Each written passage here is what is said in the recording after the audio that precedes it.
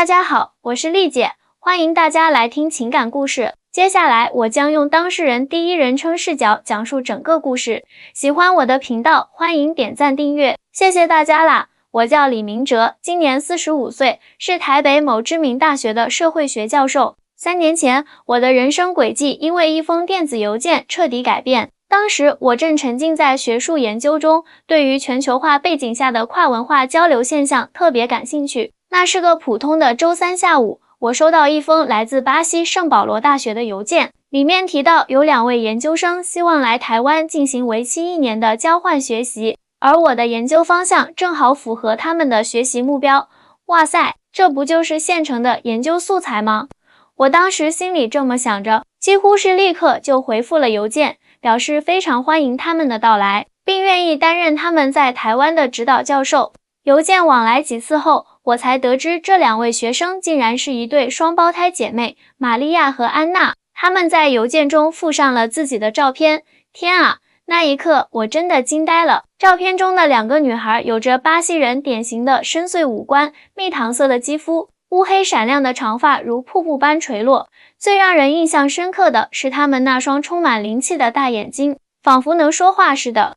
虽然是双胞胎，但仔细看还是能分辨出微妙的差异。玛利亚的眼神更加沉稳内敛，而安娜则显得活泼热情。这下可有意思了，我自言自语道，完全没意识到自己的语气里带着几分期待。当时我刚离婚不久，前妻带着我们唯一的女儿搬去了美国，留下我一个人住在台北近郊的一栋3室2厅的公寓里。说实话，那段日子我过得相当孤独，日复一日沉浸在教学和研究中，几乎忘记了生活还有其他可能性。邮件沟通了大约2个月后，玛利亚和安娜终于确定了来台湾的日期。我主动提出可以帮他们安排住宿，没想到他们竟然问我能否暂住在我家，因为他们希望能有更多机会练习中文，并深入了解台湾的日常生活文化。这样不太合适吧？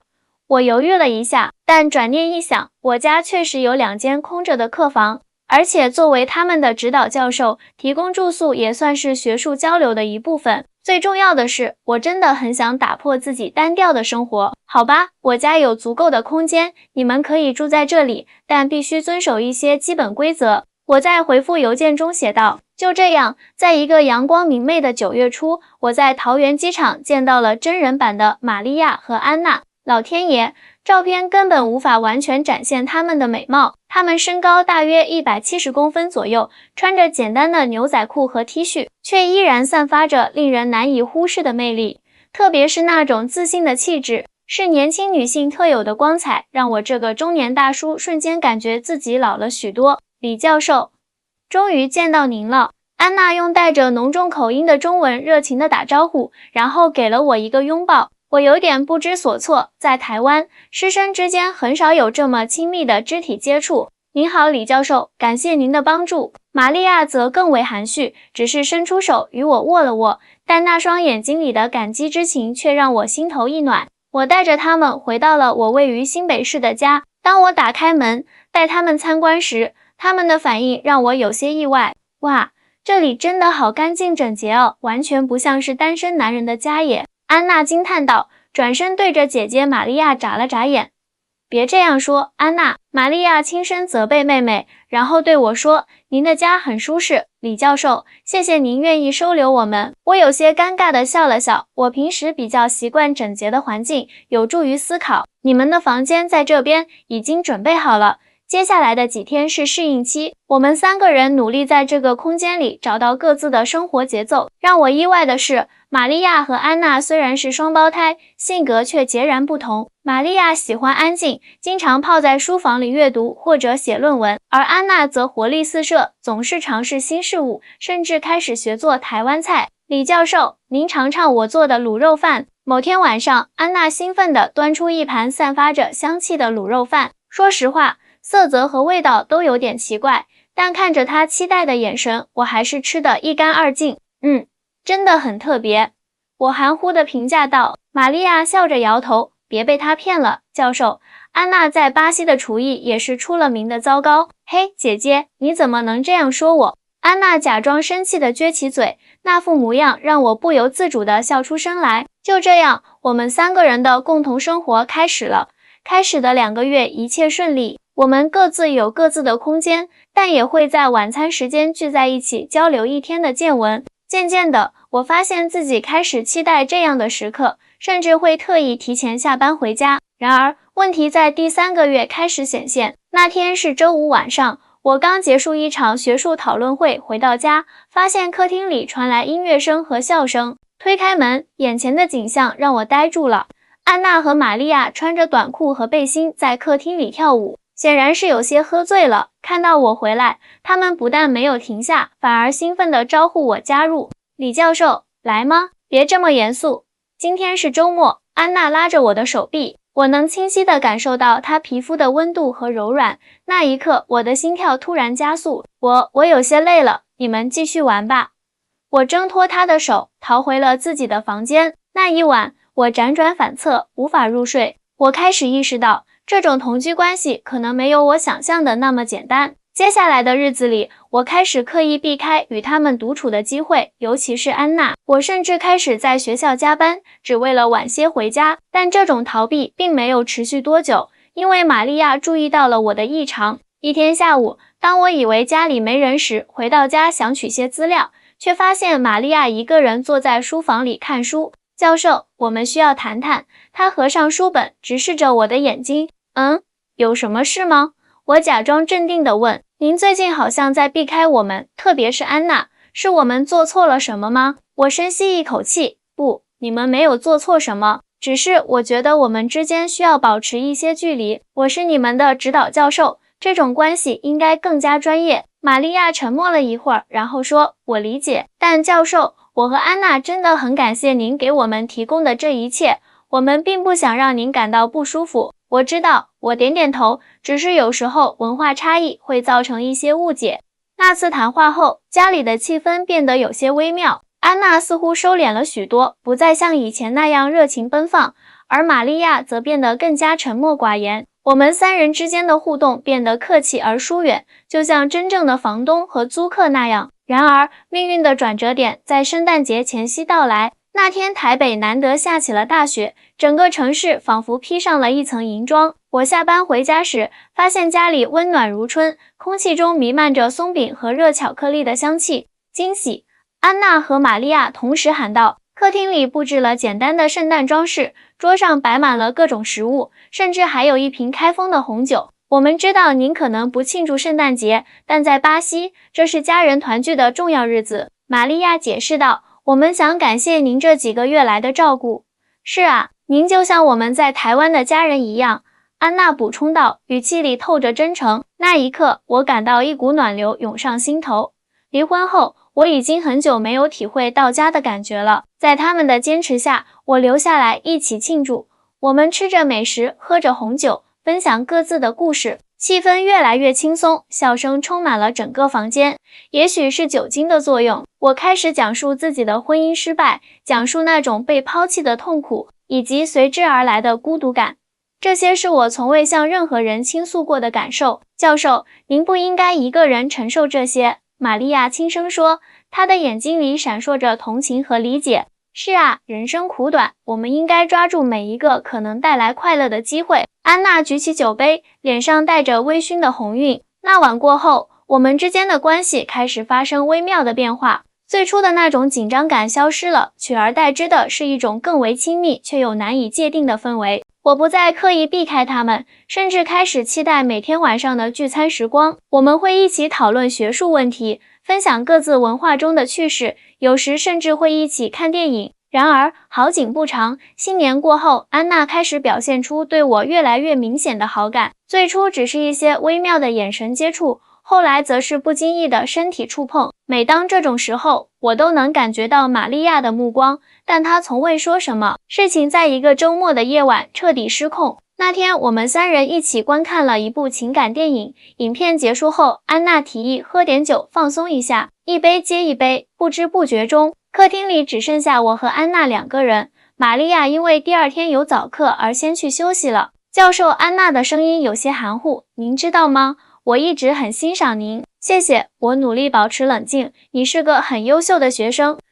不只是这样，我能闻到他身上淡淡的香水味，混合着酒精的气息。我是说，我被您吸引了。我的心跳加速，一股热流涌上脸颊，理智告诉我应该立刻离开，但身体却像被定在原地一般。就在安娜的脸越来越近时，一个声音打断了这一切。安娜，够了！玛利亚站在门口，脸上是我从未见过的愤怒表情。那一晚之后，一切都变了。玛利亚和安娜之间爆发了激烈的争吵，虽然他们用的是葡萄牙语，但我能感觉到争吵的激烈程度。更让我困惑的是，在接下来的几天里，玛利亚对我的态度也变得冷淡起来，甚至比对安娜还要疏远。我开始思考是否应该结束这种同居关系。也许从一开始，让2个年轻女孩住进我家就是个错误，但就在我准备和她们谈这件事时，一切再次峰回路转。一天晚上，我正在书房工作，玛利亚敲门进来了。教授，我能和您谈谈吗？她的声音很轻，但语气坚定。当然，请坐。我示意她坐在对面的椅子上。她深吸一口气，然后说出了让我震惊的话。我知道这很不专业，也许会让您感到困扰，但我必须说出来，我爱上您了。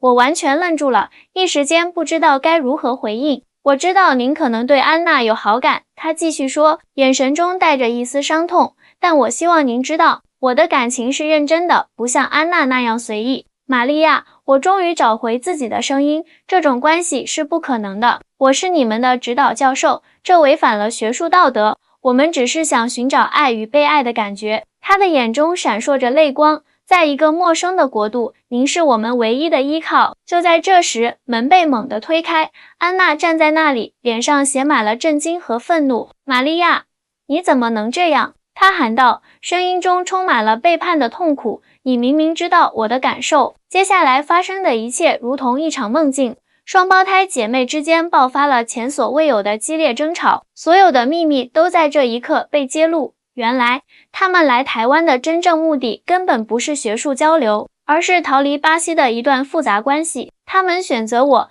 是因为通过社交媒体觉得我看起来可靠又单身。你们利用了我，我感到一阵眩晕，这一切突然变得荒谬而可笑。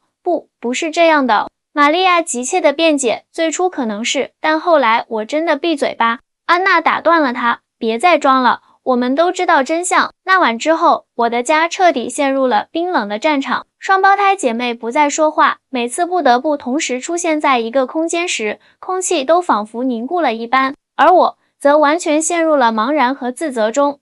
更糟糕的是，这种紧张局势开始影响到学校的工作，有同事注意到我的状态不对劲，甚至有人开始传出一些关于我和那对巴西姐妹的闲言碎语。我知道情况不能再这样下去了，于是在一个周日的早晨，我召集他们在客厅进行了一次严肃的谈话。这种状况不能继续下去了，我直截了当地说，我想我们需要结束这种同居关系。出乎我意料的是，他们都没有反对。玛利亚只是沉默地点点头，而安娜则轻声说了句，我明白。我可以帮你们找到新的住处。我继续说，学校附近有很多适合学生的公寓。不用了，教授，玛利亚平静地说，我们已经决定提前回巴西。什么？我惊讶地问，你们的交换项目还有大半年呢，留在这里已经没有意义了。安娜苦笑着说，我们已经搞砸了一切。就这样，在来到台湾仅仅4个月后，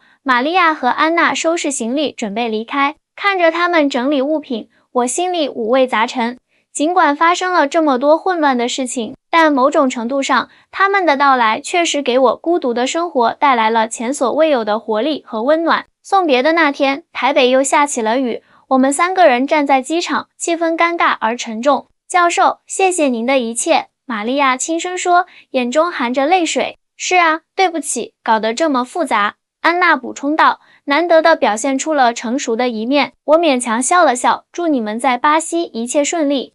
他们转身走向安检口，在即将消失在我视线中时，玛利亚突然回头，用中文说了一句，有些相遇，注定成为遗憾。看着他们的背影消失在安检口，我站在原地许久，心情无比复杂。雨水打在机场的玻璃窗上，模糊了外面的世界，就像我此刻混乱的心绪。回家的路上，我一言不发，出租车司机尝试搭话几次，见我没反应，也就不再开口。哎，这下清静了。推开家门，我自言自语道，公寓恢复了最初的整洁与安静，但却比以往显得更加空荡冷清。走进客厅，沙发上似乎还留着他们坐过的痕迹。厨房里，安娜最爱用的那个巴西风格马克杯被遗忘在柜子里。书房的角落还堆着玛利亚留下的几本葡萄牙语书籍。这些细小的痕迹都在提醒我，曾经有2个年轻女孩闯入了我单调的生活，虽然短暂，却激起了无数涟漪。接下来的几天，我努力让自己投入工作中，试图忘记这一切。但夜深人静时，脑海中总会浮现出他们的笑容、争吵，以及那最后离别时的眼神。我开始反思自己在这段关系中的责任。作为一个成年人，一个教授，我是否应该更早地制止这种不当关系的发展？就在我以为一切都会这样平静结束时，命运再次给我来了个措手不及的转折。玛利亚和安娜离开台湾2周后，我收到了一封来自巴西的电子邮件。打开一看，竟是玛利亚发来的。邮件很简短，只是告诉我他们已安全回到圣保罗，并附上了一张他们在巴西海滩的照片。照片中，姐妹俩灿烂地笑着，背景是金色的沙滩和蔚蓝的海水，看起来心情不错。至少他们看起来挺好的，我自我安慰道，回了一封简短的邮件，表示祝福。然而，这只是开始。接下来的日子里，玛利亚开始定期给我发邮件，内容从最初的寒暄逐渐变成了对生活的分享，对台湾的怀念，以及，这是最让我意外的，对她感情的坦白。李教授，我知道我们之间发生的一切很复杂，也很荒谬。他在一封邮件中写道，但我想让您知道，我对您的感情是真实的。也许时机和方式都错了，但那份感情本身没有错。我不知道该如何回应。一方面，我不想鼓励这种不适当的感情，另一方面，我又无法否认，在某些时刻，我确实被他吸引过。最终，我选择了中立的回复，既不鼓励，也不冷漠拒绝。与此同时，我的生活逐渐恢复了秩序。大学里关于我和那对巴西姐妹的闲言碎语也随着时间推移而消散。我重新投入研究工作中，甚至接受了一个关于跨文化交流中情感因素影响的研究项目。讽刺的是，这个灵感正来源于我与玛利亚和安娜的经历。1个月过去了，2个月过去了，玛利亚的邮件依然固定到来，但安娜却从未联系过我。我有时会在回复玛利亚时询问安娜的近况，得到的回答总是模糊而简短。她很好，她在忙新项目。我隐约感觉到姐妹间的关系可能仍未修复。就在这种有些尴尬但还算平静的状态持续了大约3个月后，一个令人震惊的消息突然传来，安娜要回台湾了，而且更让我惊讶的是，她希望能在抵达后与我见面。天啊，这到底是什么情况？我盯着电脑屏幕，一时不知该如何反应。玛利亚在邮件中解释说，安娜获得了一个台湾媒体公司的实习机会，将在台北停留6个月。我应该见她吗？我纠结了整整1天，最终还是回复了邮件，同意在安娜抵达后与她见面，但地点选在了一家公共咖啡厅，而非我的家中。当约定的日子到来时，我比预定时间提前半小时到达咖啡厅，选了一个靠窗的位置坐下。我不停地看表，心跳比第一次上台演讲还要快。终于，在约定时间前5分钟，我看到了熟悉的身影。安娜穿着一件简单的白色连衣裙，头发比之前短了许多，整个人看起来更加成熟稳重。李教授，他看到我，笑着挥手，那笑容和几个月前一样灿烂。安娜，好久不见。我站起来，不知道该不该拥抱她，最后只是尴尬地伸出手。她看了看我的手，轻笑一声，然后给了我一个简短的拥抱。在巴西，朋友之间都是这样打招呼的。我们坐下来，点了咖啡。一开始的谈话有些生硬，多是关于天气、台北的变化以及他的实习工作。但随着时间推移，气氛逐渐轻松起来。所以，你和玛利亚，我试探性地问道。安娜的笑容淡了一些。我们还在修复关系。不瞒您说，那次争吵后，我们有很长一段时间没说话。回到巴西后，我搬出了我们共同的公寓，现在各自住。我很遗憾听到这个，我真诚地说，没关系，这可能对我们都好。安娜喝了一口咖啡。其实，我今天约您出来，是有件事想亲自告诉您。什么事？我有些紧张地问。我要结婚了，她平静地说，眼睛直视着我，似乎在观察我的反应。结婚？我惊讶地重复道。和谁？一个巴西商人，比我大15岁。实际上，我们在来台湾之前就认识了，只是那时关系还不明确。他解释道。回巴西后，我们重新联系，然后就这样了。我不知道为什么会有一丝失落感，但还是挤出笑容祝福他。恭喜你，安娜，我真心为你高兴，谢谢您，教授。他微笑着，然后话锋一转，玛利亚知道我今天要见您。哦，他有什么反应吗？安娜轻叹一口气，他还是您知道的，对您有感情，即使到现在，他还经常提起台湾的日子。